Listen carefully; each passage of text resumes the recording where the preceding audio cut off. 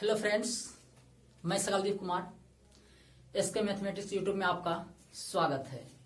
चलिए आज लेकर आए हैं आपके लिए टारगेट बेस्ड जो RRB, NTPC and group D के लिए स्पेशल क्वेश्चन आज से हम लोग पढ़ेंगे।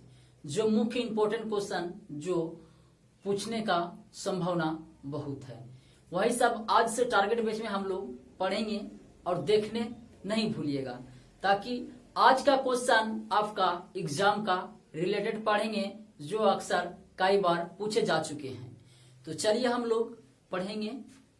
सवाल से देखते हैं। आपका सवाल कह रहा है, नीचे दी गई संख्याओं में से कौन सी संख्या 3 से विभाज्य है। आपका ऑप्शन है, कह रहा है कि 3 से कौन सी संख्या विभाजित है जो भाग लग जाएगा। तो सबसे पहले हम देखेंगे कि 3 से विभाज्य कौन कौन है।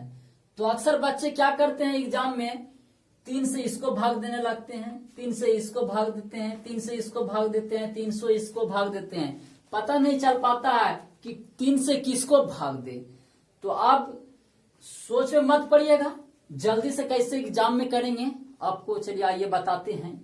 सबसे पहले देखेंगे कि 3 से विभाजित का नियम होता है कि सभी अंकों का योग अगर आपको 3 से विभाजित हो जाए तो वो संख्या 3 से अवश्य विभाजित होंगे। तो चलिए संख्या को सबसे पहले जोड़ लेते हैं। तो 1 और 7 8, 8 और 1 9, 9 और 1 10। इस सभी अंकों को जोड़ने के बाद 10 आया। क्या 10 आपका 3 से विभाजित है? नहीं है, तो ये नहीं होगा, ये नंबर नहीं होगा। आइए नीचे वाले देखते हैं। सभी संख्याओं का योग कीजिए। तो 1 और 4 5 और 1 6, 6 और 1 7। सभी संख्याओं को जोड़ने पर आपका 7 आ रहा है। क्या 7 3 से विभाजित है? नहीं है, आपका ये भी ऑप्शन गलत है। चलिए देखते हैं यहाँ सभी अंकों का योग कीजिए। तो 1 1 2, 2 1 3, 3 और 1 4। क्या सभी अंकों को जोड़ने के बाद आपका 4 आया? क्या 3 से विभाजित होता है 4? नहीं, तो ये भी गलत हो गया। अब देखिए इसको कीजिए। 3 1 4, 4 1 5, 5 1 6। सभी अंकों को जोड़ने के बाद आपका 6 आया। क्या आपका 3 से विभाजित हो रहा है 6? हाँ, 3 दूनी 6 विभाजित हो रहा है। तो आपका ऑप्शन बी सही है। बनाने की कोई जरूरत नहीं है, आप इसी तरह झट से तुरंत बना लीजिएगा, जो एग्जाम में आपका बहुत 5 से 10 सेकंड में आपका ऑप्शन आंसर दे देंगे। चलिए नेक्स्ट साहब देखते हैं। चलिए अगले सवाल पे ध्यान देते हैं। सवाल आपसे कह रहा है, 1 से 10 तक की संख्याओं के वर्गों के योगफल की गणना कीजिए। 1 से 10 तक का, जैसे 1 का स्क्वायर, 2 का स्क्वायर, 3 का square dot dot dot dot 10 का स्क्वायर का योगफल की गणना करने के लिए कह रहा है। तो इसमें आपका एक फॉर्मूला लगा लीजिएगा, n into n plus 1 into 2n plus 1 बटे 6। क्या? बटे 6। अब n का मान जो सबसे अंतिम मतलब लास्ट संख्या का मान दर्शा रहा है। तो n का मान कितना है? 10 है। इंटू n प्लस 1, n का मान 10 रखेंगे, 10 और 1 कितना हो गया?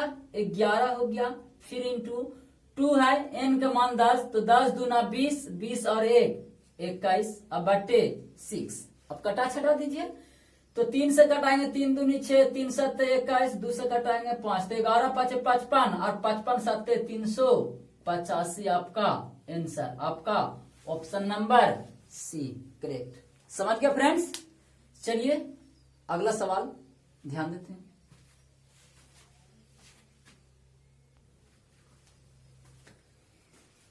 चलिए अगले सवाल पे ध्यान देते हैं।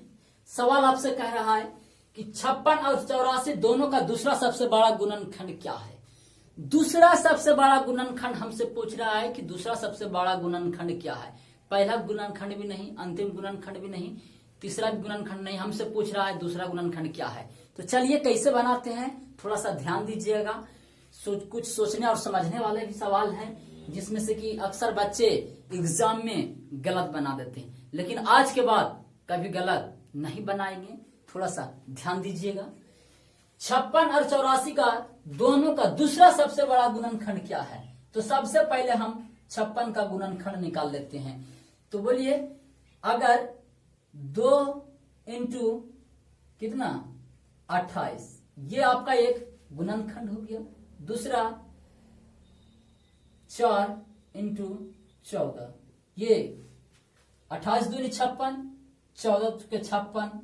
तीसरा देखते हैं आपका 8 सत्ती 56, 8 सत्ती 56। इसी तरह आगे भी गुणनखंड निकलेगा जो कि हमको दूसरा पूछ रहा है, तो ज्यादा से ज्यादा निकालने से कोई मतलब नहीं है।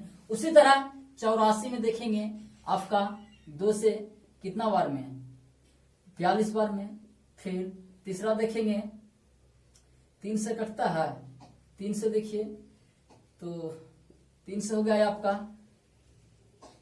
3 दूनी 6, 6 चुके, सॉरी 3 से नहीं होगा। 4 से देखते हैं 21 चुके 84 इंटू आप, और देखिए 6 से 14। इसी तरह डॉट डॉट आगे भी 14 पंचे 70, 14 छके 84।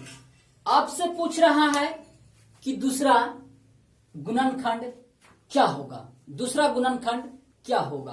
तो ध्यान दीजिए, यह तो आपका पहला गुणनखंड हो गया, आपका दूसरा गुणनखंड ये हो गया, तीसरा गुणनखंड ये हो गया, इसमें पहला गुणनखंड ये हो गया, इसमें दूसरा ये हो गया, तीसरा ये हो गया। तो आपसे पूछ रहा है कि सबसे दूसरा सबसे बड़ी गुणनखंड क्या होगा। तो इसमें देखिए 14 इसमें किस में आ रहा है, तो इसमें आ रहा है। तो बोलेंगे दूसरा सबसे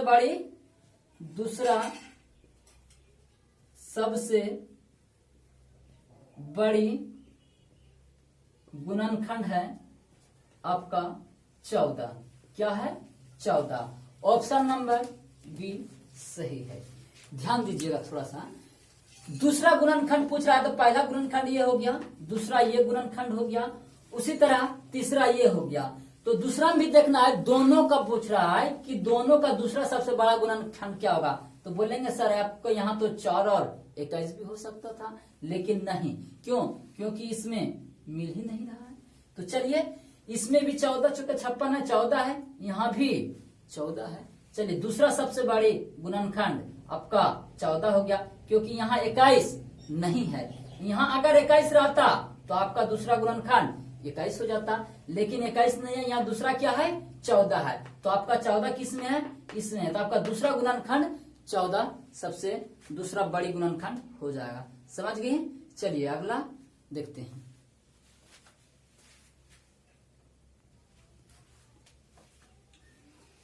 चलिए अगले सवाल पे ध्यान देते हैं। सवाल आपसे कह रहा है 4 में पावर 11 7 में पावर 5 गुना 11 में पावर 3 के अभाज्य गुणनखंड के कुल कितने हैं। पूछा है आपसे कि अभाज्य गुणनखंड कुल कितने हैं, कितने अभाज्य गुणनखंड है। तो अब सबसे पहले देखिए, यहाँ ये तो सम है, इसको अभाज्य गुणनखंड में बदल दीजिए। तो बोलेंगे 2 में पावर 2 गुने पावर 11 इंटू 7 में पावर 5 गुने 11 में पावर 3। ये आपका अभाज्य गुणनखंड हो गया। 2 एक सम संख्या है, लेकिन 2 एक ऐसा एक अभाज्य संख्या भी है। तो आइए, 11 जब पावर में इंटू रहता है तो क्या करते हैं, उसको गुना कर देते हैं।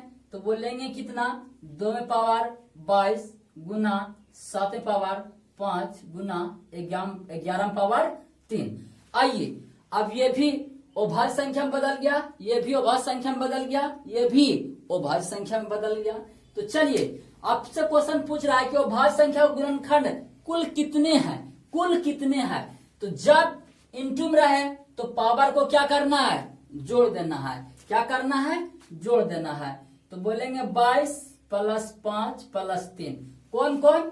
ये 22 प्लस 5 प्लस 3 जोड़ दीजिए, तो 22 5 27 27 और 3 30। आपका आंसर ऑप्शन डी। आपका कुल अभाज्य गुणनखंड कुल 30 है। कितना है? 30 है।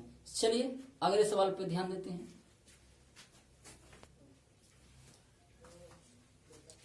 चलिए अगले सवाल पे ध्यान देते हैं। सवाल आपसे कह रहा है एक समबाहु भुज का बाह्य कोण जो है 72 डिग्री है। कितना है? 72 डिग्री है। तदनुसार उसके सभी अंतः कोणों का जो है ना कुल योग कितना होगा। उसका बाह्य कोण आपका दिया हुआ है 72 डिग्री और आपसे पूछ रहा है कि अंतः कोणों का योग क्या होगा। अंतः कोणों का योग क्या होगा? तो आपको पता है कि बाह्य कोणों का योग होता है 360 डिग्री। क्या होता है? बाह्य कोणों का योग होता है 360 डिग्री। तो भुजा की संख्या इक्वल टू निकाल लेते हैं। भुजा की संख्या, तो भुजा की संख्या बराबर होता है बाह्य कोणों का योग। बाह्य कोणों का योग होता है 360 डिग्री। कितना होता है? 360 डिग्री। और आपका प्रश्न में दिया हुआ बाह्य कोण 72 डिग्री। कितना? 72 डिग्री। तो बाह्य कोण का योग होता है 360 डिग्री। आपका प्रश्न में दिया हुआ है 72 डिग्री। इसको अगर हम भाग दे देंगे तो भुजा की संख्या निकल जाएगा। तो कितना? 5। तो आपका भुजा की संख्या इक्वल टू आपको पता चल गया कितना है? तो 5 है। भुजा की संख्या अगर आपको पता चल गया तो अंतः कोणों का योग निकल जाएंगे। चलिए अंतः कोणों का योग होता है अंतः कोणों का योग। अंतः कोणों का योग होता है आपसे n-2 इंटू 180 डिग्री। क्या होता है? अंतः कोणों का योग होता है n-2 इंटू 180 डिग्री। तो आप रख दीजिए, n का मान आपसे निकला 5। मतलब n क्या है? भुजाओं की संख्या है। n क्या है? भुजाओं की संख्या है। तो भुजा की संख्या रख दीजिए। 5 में से 2 गया और 180 डिग्री। तो 5 में से 2 गया 3 और 180 डिग्री से गुना कर देंगे तो बोलेंगे 18 तिया 54। 18 तिया 54, 1 0 है तो 1 0। तो बोलेंगे कितना? 540 डिग्री। आपका ऑप्शन डी सही है। समझ गया फ्रेंड्स? चलिए एक बार और समझ लेते हैं। समबाहु भुज का बाह्य कोण 72 डिग्री दिया हुआ है। हमारे अनुसार बाह्य कोणों का योग होता है 360 डिग्री। तो 360 डिग्री में से 72 डिग्री को भाग दे देंगे तो भुजा की संख्या निकल जाएंगे। क्या निकलेंगे? भुजा की संख्या। तो भुजा की संख्या आपका हो गया कितना? 5। अब आपसे पूछ रहा है अंतः कोणों का कुल योग कितना होता है। तो अंतः कोणों का कुल योग होता है, अंतः कोणों का योग होता है n-2 मतलब भुजा की संख्या -2 इंटू 180 डिग्री। तो n इक्वल टू होता है भुजा की संख्या। क्या होता है? भुजा की संख्या। तो भुजा की संख्या आपका निकला 5। तो 5 में से 2 गया, अब बचा कितना? 3। अब 180 डिग्री। तो 180 डिग्री में से 3 से गुना किए तो 540 डिग्री। आपका ऑप्शन लास्ट सही है। चलिए अगले प्रश्न पे ध्यान देते हैं।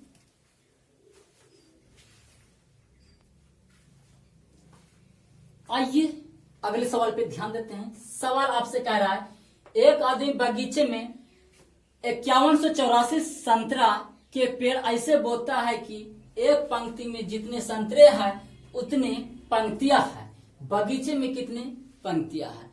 मतलब क्वेश्चन आपसे कह रहा है कि एक पंक्ति है, पंक्ति में जितना भी संतरे के पेड़ लगाए गए हैं उतना ही आपसे पंक्ति है। क्या है? उतना भी आपसे पंक्तियां है। तो जितना भी पेड़ लगाए गए एक पंक्ति में, जितना भी पेड़ लगाया उतना ही, जितना पेड़ है उतना पंक्ति है। तो कहने का मतलब है कि एक पेड़ है तो एक पंक्ति भी है। मतलब एक पेड़ लगाए गए तो एक पंक्ति भी है। तो क्या हो जाएगा? x into x equal to हो जाएगा आपसे 5184। मतलब x कहने का मतलब x स्क्वायर। अगर आपसे x स्क्वायर है और आपसे x का वैल्यू पूछ रहा है तो क्या आप इसका वर्ग निकाल लेंगे तो आपका आंसर हो जाएंगे। तो चलिए आप इसका वर्ग निकालिए। तो x इक्वल टू होता है, जैसे x स्क्वायर हो गया आपका इतना। अब से x वैल्यू पूछ रहा है तो क्या हो जाएगा, ये रूट में चढ़ जाएगा। चलिए आप इसका निकालिए। तो इसका मतलब होता है 2 अंक लेना है, तो 2 किसका स्क्वायर होता है, 4 जो है किसका स्क्वायर होगा, तो 2 का होगा और 8 का होगा। 2 दूनी 4 भी आता है, 8 8 64 भी आता है। अब ये 2 अंक को लीजिए, ये किसका स्क्वायर के आसपास है, तो बोलेंगे 7 सती 49 8 8 64। 8 के तो होंगे नहीं, 7 के होंगे, तो सती 49। अब 7 और 1 बढ़ाकर 8 से गुना कीजिए तो 8 सती 56। क्या 56 से ये ज्यादा है या कम है, तो कम है, तो कम वाला आंसर। अगर ज्यादा रहता तो ज्यादा वाला आंसर। तो बोलिए 8 सती 56, तो 56 जो है 51 से ज्यादा है या कम है, तो बोलेंगे कम है, तो कम वाला आंसर होगा, अधिक वाला नहीं होगा। तो आपका आंसर कितना हो जाएगा, 72। तो x इक्वल टू आपका 72 आंसर हो गया। चलिए आपका ऑप्शन बी सही है। समझ गए फ्रेंड्स। चलिए इस तरह से नहीं करना है, डायरेक्ट अगर आपसे पूछे कि एक आदमी बगीचे में 51 84 संतरे के पेड़ ऐसे बोता है कि पंक्ति में जितने संतरे हैं उतना ही पंक्ति है, तो बगीचे में कितनी पंक्तियां है, तो कुछ नहीं करना है, कुछ नहीं बनाना है, डायरेक्ट इसका वर्ग निकाल देना है। क्या करना है, वर्ग निकाल देना है। तो वर्ग निकालने के लिए आप लोगों को तो आते ही होंगे, जोड़ा जोड़ा लगा दीजिए तो 37 49 हो गया। अब बचा कितना, 2। अब चिन्ह जितना लगा हुआ उतना उतारेंगे, तो डबल चिन्ह उतारेंगे तो डबल हो गया। 7 दूनी 14, 2 से कटाएंगे तो पढ़ लीजिए, 2 दूनी 4, 4 दूनी 8, 2 1 2, 0 बच रहा तो ये यहाँ 2, तो आप बोलेंगे आपका आंसर 72 सही है। ये करना सबसे फर्स्ट होगा। एक्स फिक्स सब छोड़िए, आप इस तरह से आंसर बना दीजिएगा। समझ गया फ्रेंड्स। चलिए अगले क्वेश्चन पे ध्यान देते हैं।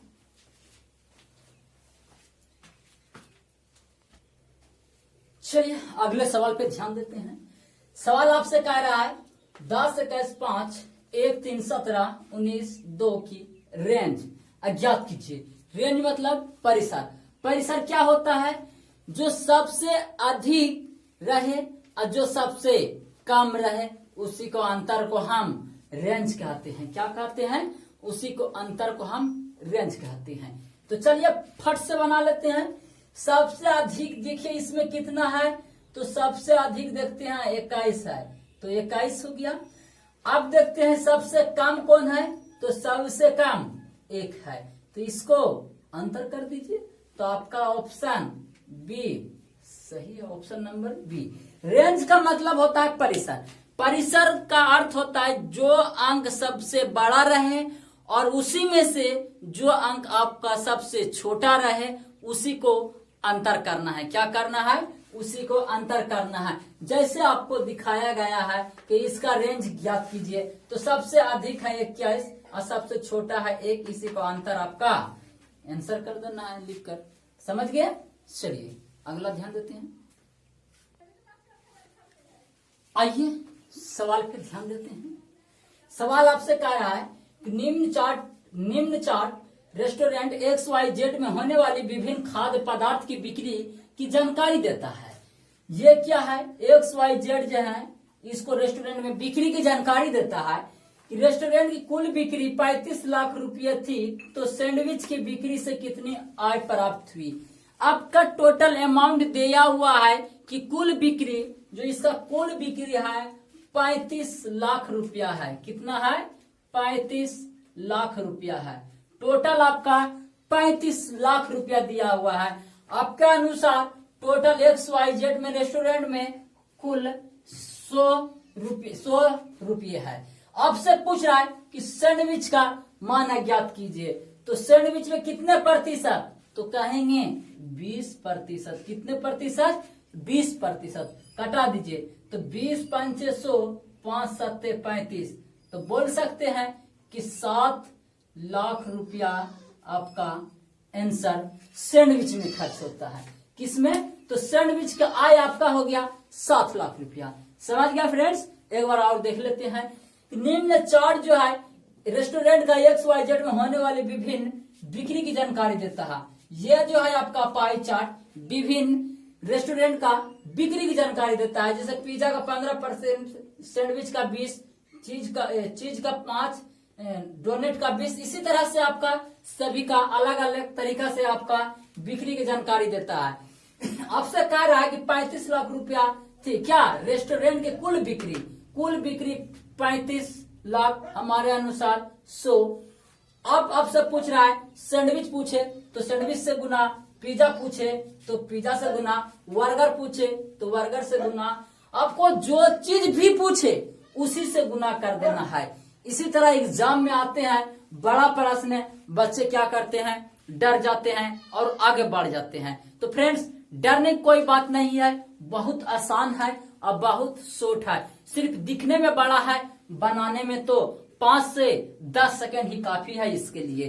तो फ्रेंड्स जो भी फ्रेंड्स जो नहीं देखे होंगे हमारे वीडियो जरूर से जरूर देखें, ताकि आपके लिए लाए हैं एक टारगेट न्यू बैच जो स्पेशल ग्रुप डी एनडीपीसी के लिए आपके लिए लाए हैं बैच, जो आप निश्चित तौर पर जरूर देखें और देखते रहें। और अच्छा लगेगा फ्रेंड्स तो अधिक से अधिक शेयर करें और लाइक भी जरूर कीजिए।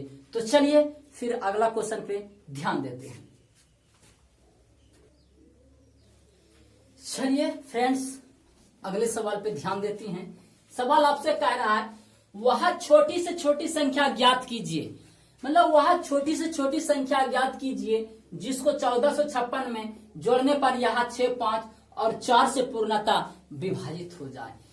अगर आपसे छोटी से छोटी संख्या पूछे तो आप क्या कीजिएगा, एलसीएम ले लेंगे।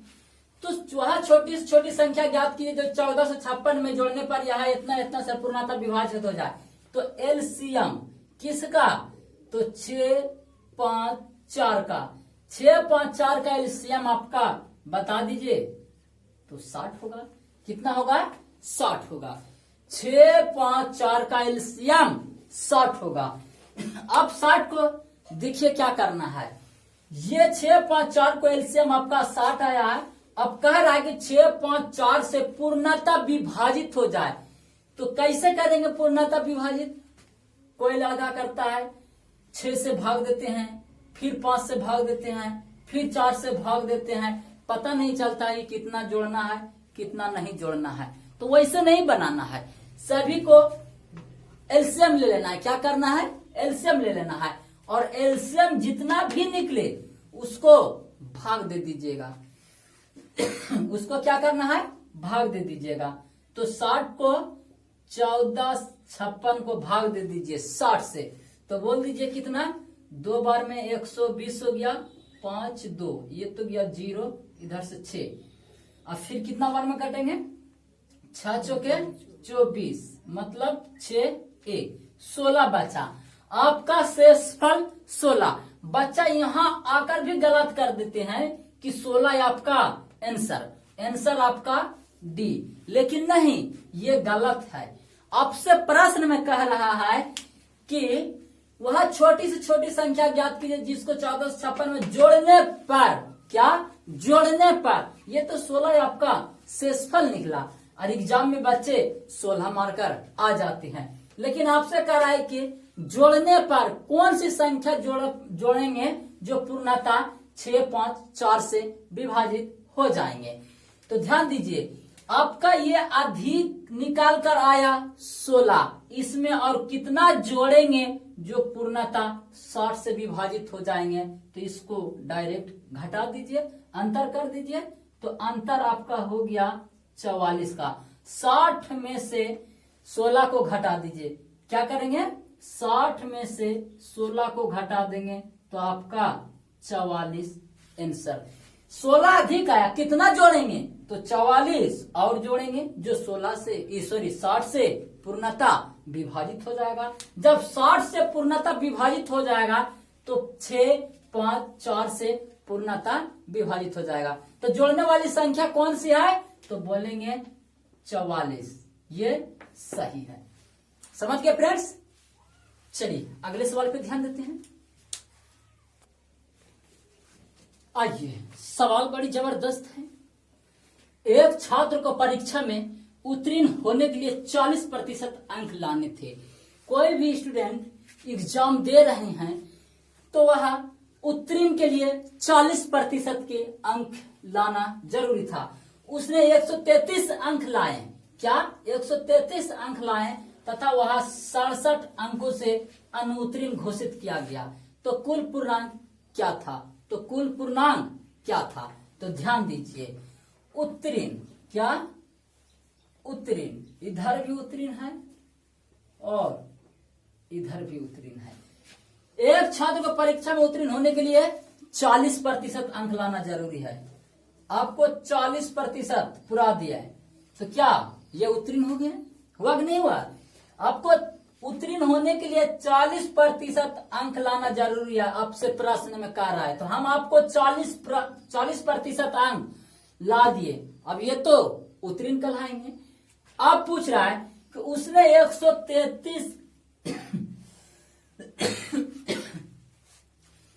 133 अंक लाए और वहां 67 अंकों से अनुत्तीर्ण घोषित हो गया।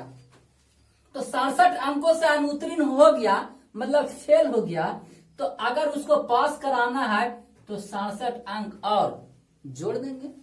तो 133 अंक लाया, 67 अंकों से अनुत्तीर्ण हो गया तो क्या करेंगे? 67 अंक उसमें जोड़ देंगे तो क्या वो उत्तीर्ण कहलाएंगे? इधर भी उत्तीर्ण है, इधर भी उत्तीर्ण है, ये दोनों आपस में क्या है? बराबर है। तो आप बना दीजिए 40% इक्वल टू हो गया आपसे 200 अंक। आपसे पूछ रहा है कि कुल प्रश्न कितना था। तो कुल प्रश्न कितने होते हैं? 100% का। तो कटा दीजिए, 40 से कटा दीजिए, 40 पंचे 200। तो 1% इक्वल टू होता है 5। तो 100% इक्वल टू क्या हो जाएंगे? 5 गुने 100 इक्वल टू 500 अंक का। कितना? 500 अंक का आपका टोटल था। समझ गए? आपका ऑप्शन ए सही है। चलिए अगले क्वेश्चन बिना देर किए हुए।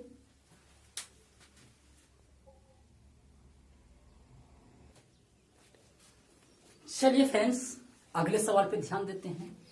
सवाल आपसे कह रहा है एक दुकानदार अंकित मूल्य पर 10% की छूट देने के बाद भी वह 26% लाभ कमाता है। यदि क्रय मूल्य आपका 800 रुपया है तो अंकित मूल्य अज्ञात कीजिए। अंकित मूल्य अज्ञात कीजिए। तो चलिए इसको कैसे 5 से 10 सेकंड के अंदर में बनाते हैं। तो चलिए ध्यान दीजिए, थोड़ा सा समझिएगा। एक दुकानदार अंकित मूल्य पर 10% की छूट देती है और उसके बाद 26% लाभ कमाता है। यदि क्रय मूल्य 800 रुपया है। क्या है? क्रय मूल्य आपका 800 रुपया है। उसके अनुसार 800 रुपया क्रय मूल्य, हमारे अनुसार 100 रुपया क्रय मूल्य। कोई दिक्कत? अगर आपको नहीं पता है तो आप हमारे रेशियो चैप्टर थोड़ा सा देख लीजिएगा या तो प्रतिशत चैप्टर, आपको अच्छी तरह से समझ में आ जाएंगे। तो प्रश्न के अनुसार 800, हमारे अनुसार मान लेते हैं 100। ये क्या है? क्रय मूल्य। क्रय मूल्य में क्या होता है? लाभ होता है या तो हानि होता है। छूट तो अंकित मूल्य पर होता है। छूट किस में होता है? ये बात ध्यान दीजिएगा, छूट हमेशा अंकित मूल्य पर ही होता है। किस में होता है फ्रेंड्स? अंकित मूल्य में। और क्रय मूल्य में क्या होता है? लाभ अथवा हानि। क्रय मूल्य में क्या होता है? लाभ अथवा हानि। तो आइए, आपका क्रय मूल्य दिया हुआ है 800, हमारे अनुसार 100। क्रय मूल्य की तुलना क्रय मूल्य से। अब क्या पूछ रहा है कि 26% लाभ कमाता है। तो लाभ किस में होता है? क्रय मूल्य में। किस में? क्रय मूल्य में। तो 26% लाभ कमाता है तो क्रय मूल्य 100, 26% लाभ, तो विक्रय मूल्य 126। ये आपका क्या निकल गया? विक्रय मूल्य निकल गया। क्या निकल गया? विक्रय मूल्य। अब थोड़ा सा ध्यान दीजिएगा, ये आपका विक्रय मूल्य है। अब इसको क्रय मूल्य नहीं बोलिएगा। क्यों? क्योंकि अब आप क्या बताए थे कि आपको जो चीज पूछे उसको गुना करना है। तो आपसे पूछा विक्रय मूल्य, तो विक्रय मूल्य से गुना। तो अब ये क्या निकल गया? तो विक्रय मूल्य निकल गया। क्या निकल गया? विक्रय मूल्य निकल गया। अब ये तो विक्रय मूल्य हो गया। अब आपसे पूछ रहा है कि अंकित मूल्य पर 10% की छूट देने के बाद क्या 10% छूट देने के बाद तो विक्रय मूल्य कितना, तो बोलेंगे अंकित मूल्य 100, 10% छूट देने के बाद विक्रय मूल्य 90। कितना? 90। तो ये क्या हो गया? विक्रय मूल्य। तो विक्रय मूल्य के तुलना विक्रय मूल्य से अंकित मूल्य आपसे पूछ रहा है कि अंकित मूल्य क्या है, तो 100 से गुना। समझ गए फ्रेंड्स? तो कटा छटा दीजिए, 100 से 100, 10 से 10, 9 से कटा दीजिए, 9 1 9 बचा 3, 9 चौके 36 और 14 5 70, 14 74, 98, 14 8 112, 10। तो 10 आपका आंसर, आपका ऑप्शन ए सही है। अब बताइए, इस तरह के हिसाब से इतना घुमाया हुआ है, आपको 10 सेकेंड से 15 सेकेंड में आप सोल्व कर दीजिएगा, और वो भी एक लाइन में। चलिए फ्रेंड्स, इसी तरह से हम लोग पढ़ेंगे और इससे कोई शॉर्ट नहीं होता है। आपको एग्जाम में बहुत अधिक मात्रा में समय बचाएंगे। जिस तरह से आप एग्जाम में जीके बनाते हैं, उसी तरह अब हम लोग सीखकर मैथ भी बनाएंगे। मैथ भी 10 से 20 सेकंड के अंदर में सोल्व करेंगे। बस आप थोड़ा सा ध्यान देते रहें और हमारे जितना भी लेटेस्ट वीडियो आपके यूट्यूब में आ रहे हैं तो जरूर से जरूर देखिए। चलिए तब अगला सवाल पे ध्यान देते हैं। चलिए अगले सवाल पे ध्यान देते हैं, जो एग्जाम के लिए जबरदस्त सवाल है। कई बार रेलवे एएसएम, एनटीपीसी एएसएम में पूछे गए हैं, जहां तक कि ग्रुप 2 में भी खूब पूछा गया है। तो चलिए अगले सवाल पे ध्यान देते हैं। 6 सेंटीमीटर भुजा का एक शीशे का एक घन पिघलाया जाता है। 6 सेंटीमीटर भुजे का एक घन पिघलाया जाता है और उसे फिर 27 समान घनों में बनाया जाता है। कितने? 27 समान घनों में बनाया जाता है। तो नए घन की भुजा क्या होगी? नए घन का भुजा क्या होगी? तो ध्यान दीजिए, ये क्या है? आपका 6 सेंटीमीटर भुजा है, तो घन का भुजा की घन का दिया हुआ है आपका भुजा, तो घन क्या होता है? भुजा क्यूब। घन क्या होता है? भुजा क्यूब। तो 6 इंटू 6, ये आपका घन हो गया। आपका भुजा दिया हुआ है घन का 6 सेंटीमीटर, तो 6 सेंटीमीटर आपका भुजा का घन दिया हुआ है। शीशे का एक घन पिघलाया जाता है और उसे फिर से 27 समान घन बनाए जाते हैं। तो नए घन की भुजाएं क्या होगी? नए घन की भुजा क्या होगी? तो 6 सेंटीमीटर भुजा दिया हुआ है, उसको घन में बदल दीजिए तो घन होता है भुजा क्यूब। तो भुजा क्यूब हो गया, आपको 27 समान घन बनाया गया। इसी को पिघलाकर 27 समान घन बनाया गया। तो 27 समान घन बना दिए। अब इससे पूछ रहा है कि नए भुजा क्या होंगे, तो नए भुजा क्या होंगे? तो घन मतलब क्या होता है? X cube. घन मतलब क्या होता है? एक्स का क्यूब, मतलब पावर क्यूब। तो इसको हम रूट से निकाल देंगे और यहाँ क्यूब निकाल देंगे। क्या निकालेंगे? क्यूब निकाल देंगे। तो ये भुजा नहीं हो जाएगा, नहीं समझे। चलिए फिर से एक बार कोशिश करते हैं। 6 सेंटीमीटर भुजा का एक शीशे का एक घन पिघलाया जाता है। 6 सेंटीमीटर का शीशा है, उसको घन बना दिया गया है और उसका भुजा 6 सेंटीमीटर दिया हुआ है। कोई भी घन है, जैसे माचिस, कोई भी घन है, उसका 6 सेंटीमीटर भुजा है। क्या है? 6 सेंटीमीटर भुजा है। इसको पिघलाकर, वह घन को पिघलाकर 27 समान घनों में बना दिया गया। कितना? आपसे क्वेश्चन बोल रहा है कि 27 समान घन बनाया जाता है। तो जो 27 जो घन बनाया गया है, उसका भुजा बताइए कि कितने सेंटीमीटर है? उसका भुजा कितना सेंटीमीटर है? तो आपका भुजा दिया हुआ है 6 सेंटीमीटर, तो इसको घन बना दीजिए। तो घन क्या होता है? भुजा क्यूब। क्या होता है? भुजा क्यूब। तो 6 इंटू 6 भुजा क्यूब हो गया। इसी को पिघलाकर 27 समान घन बनाया, तो 27 से डिवाइडेड कर दिए हैं। तो घन की तुलना घन से हो गया। आपसे पूछ रहा है कि घन का भुजा क्या होगा, तो ये तो घन में है, इसको ये तो क्यूब में है। क्यूब के निकालने के लिए, भुजा निकालने के लिए क्यूब चढ़ा दिए तो वो भुजा निकल गया। आप कटा दीजिए।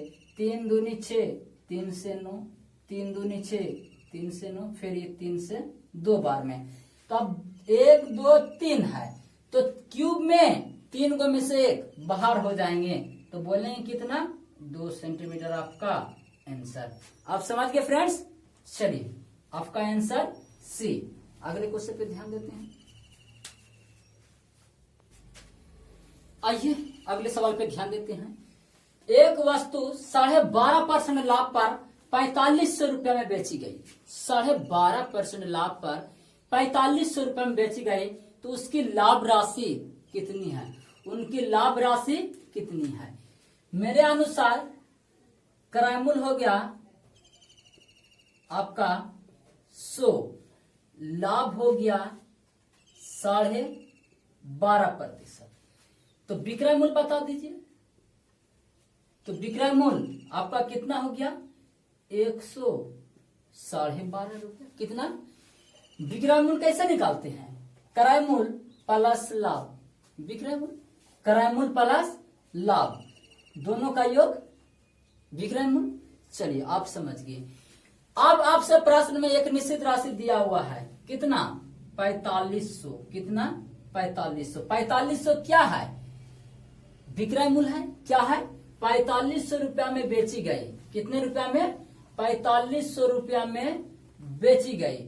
तो उनकी लाभ राशि कितनी है? उनकी लाभ राशि कितनी है? तो हमारे अनुसार कितने रुपए में बेची गई? तो 112.5 रुपए में बेची गई है। आप पूछ रहा है कि लाभ राशि, तो लाभ राशि किससे गुना? तो बोलेंगे 12.5 से गुना। कोई दिक्कत? चलिए कटा दीजिए। 1 पॉइंट से 1 पॉइंट, 25 25 100, 25 चौके 100, अब 25 25 100 कटा दीजिए एक बार में 100, तो आपका हो गया 500 आंसर। आपका ऑप्शन समझ गए। चलिए ये सब लिखने कोई जरूरत नहीं है। अब डायरेक्ट अगर आप समझ गए होंगे, सीख गए होंगे, तो ये सब लिखना कोई जरूरत नहीं है। लेकिन हम आपके लिए बताने के लिए, समझाने के लिए आपको लिख दे गए हैं। अगर बनाना है तो ये कुछ नहीं करना है, डायरेक्ट करना क्या है ध्यान दीजिए। कह रहा है 4500 रुपये में बेचने पर, 4500 रुपये में बेचने पर लाभ राशि क्या होगा? तो 12.5% लाभ पर बेचा, तो क्रय मूल्य 100, तो विक्रय मूल्य 100, 12.5 रुपया। पूछ रहा है कि लाभ राशि, तो लाभ राशि कितना? 12.5 रुपया। इसको कटा दीजिए, ये से कटेगा, इससे कटेगा, और ये एक बार में, तो आपका 500 आंसर। बस यही तो करना है। लिखने की कोई आदत छोड़िए। अब जितना भी लिखावट है उसको छोड़िए, माइंड पर ही कैलकुलेशन कीजिए, ताकि आपको एग्जाम में जल्दी समय बचे और अधिक से अधिक क्वेश्चन सोल्व कर पाएंगे। तो कुछ करना नहीं है, बस एक लाइन तो लिखना है। और बताइए कि इससे शॉर्ट क्या होगा? इससे शॉर्ट होगा क्या जानते हैं? डायरेक्ट यहीं कटा छटा के आंसर देंगे। थोड़ा सा आप लोग सीख लीजिए, उसके बाद प्रश्न में ही कटा छटा के आंसर देंगे। चलिए अगले सवाल पे ध्यान देते हैं। चलिए अगले सवाल पे ध्यान देते हैं। सवाल आपसे कह रहा है, एक विक्रेता 1 रुपये में 6 की दर से टॉफियां खरीदता है और 1 रुपया में वह कितनी टॉफियां बेचेगा कि उसे 20% लाभ होगा? 1 रुपया में 6 की दर से, मतलब दुकान गया, 1 रुपया पैसा दिया और 6 टॉफियां खरीद के लाए। 1 रुपया पैसा दिया और 6 टॉफियां खरीद कर लाए। अब कहता है कि 1 रुपया में वह कितनी टॉफियां बेचेगा? 1 रुपया में वह कितनी टॉफियां बेचेगा जो उसे 20% लाभ होगा? तो उसे 20% लाभ होगा। तो डायरेक्ट आप बोल सकते हैं, अगर आपको पता है तो, कि डायरेक्ट 20% लाभ, तो कितने रुपया में कितने टॉफियां 1 रुपया में बेचेंगे कि 20% लाभ होगा? तो क्या बता दे? कटाने छटाने डायरेक्ट आंसर। चलिए देखते हैं कैसे। तो ध्यान दीजिए, एक विक्रेता 1 रुपये में 6 की दर से टॉफियां खरीदता है, तो 1 रुपये में वह कितने टॉफियां बेचेगा? उसे 20% लाभ प्राप्त होगा। तो एक टॉफिया में 20%, तो बोलेंगे 100 टॉफी में कितने बेचेंगे? 100% पुराने के लिए 20 पंचे 100। तो हम बोल सकते हैं कि 20% का लाभ, बोला कितने टॉफियां बेचेंगे उसे 20% का लाभ होगा। तो बता दीजिए 100% पुराने के लिए कितने से गुना? तो 5 से गुना। तो हम बोलेंगे कि वह 1 रुपया में 5 टॉफियां बेचेंगे जो उसका 20% लाभ होगा। चलिए अगला क्वेश्चन देखते हैं। समझ गए फ्रेंड्स? बना के दिखाएं। चलिए कोई दिक्कत नहीं है। आप कह रहे हैं बना के भी दिखा देते हैं, तो थोड़ा सा इसमें ध्यान दीजिएगा, थोड़ा सा ध्यान दीजिएगा। चलिए सबसे पहले ऐसा प्रश्न आ जाए तो आप रुपया को ऊपर रखेंगे, कहां ऊपर रखेंगे, तो आपसे क्वेश्चन कर रहा है 1 रुपया में 6 की दर से, कितना, 1 रुपया में 6 की दर से, तो रुपया को ऊपर रखेंगे और जितना भी सामान रहे वो नीचे रखेंगे, ताकि आपको पता चल जाए कि वहां एक सामान का कीमत कितना है, एक सामान का कीमत कितना है। तो 1 रुपया में 6 की दर से खरीदा, ये हो गया, ये क्या है, क्रय मूल्य है, क्या है, क्रय मूल्य है। तो क्रय मूल्य के तुलना क्रय मूल्य से, क्रय मूल्य आता पता नहीं है तो कितना मान लेंगे, 100, तो क्रय मूल्य के तुलना क्रय मूल्य से। अब पूछ रहा है कि कितना टोफिया बेचे, कितना टोफिया बेचे ये हमको पता नहीं है, उसे 20% का लाभ हो, तो 120 से, क्रय मूल्य 100, 20% लाभ, तो विक्रय मूल्य 120, कोई दिक्कत नहीं। ये एक टोफिया 6 रुपया की दर से खरीदा, तो ये क्रय मूल्य है, तो क्रय मूल्य की तुलना क्रय मूल्य से 20% लाभ पर कितने टोफिया बेचे कि उसे 20% लाभ हो, तो विक्रय मूल्य कितना, 120 से। अब कटा छटा दीजिए, तो 20 छके 120, 20 पंचे 100, अच्छे से ये खत्म।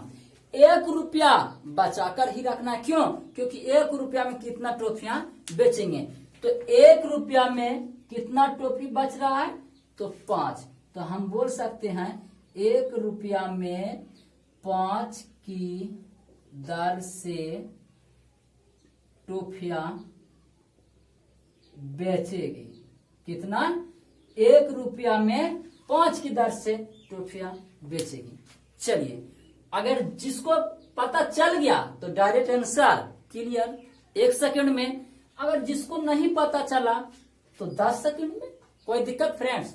चलिए फ्रेंड्स, अगर आपको मेरे वीडियो अगर अच्छा लगे तो लाइक और सब्सक्राइब जरूर कीजिएगा, और अधिक से अधिक मात्रा में अपने फ्रेंड्स के पास शेयर जरूर कीजिएगा, ताकि ऐसा short methods SK mathematics YouTube channel पर ही मिलेगा, और इससे ज्यादा और आसान क्या होता है।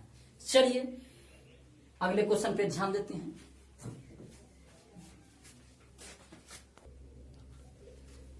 चलिए अगले सवाल पे ध्यान देते हैं। सवाल आपसे कह रहा है एक घनाभ की लंबाई, चौड़ाई तथा ऊंचाई क्रमशः 12 मीटर, 4 मीटर तथा 3 मीटर है। उस अधिक से अधिक लंबाई बांस की लंबाई ज्ञात कीजिए जो उसमें रखा जा सके। अगर आपसे इस तरह से क्वेश्चन पूछे तो आप कुछ नहीं करना है, डायरेक्ट रूट में लंबाई का स्क्वायर प्लस चौड़ाई का स्क्वायर प्लस ऊंचाई का स्क्वायर कर देना है।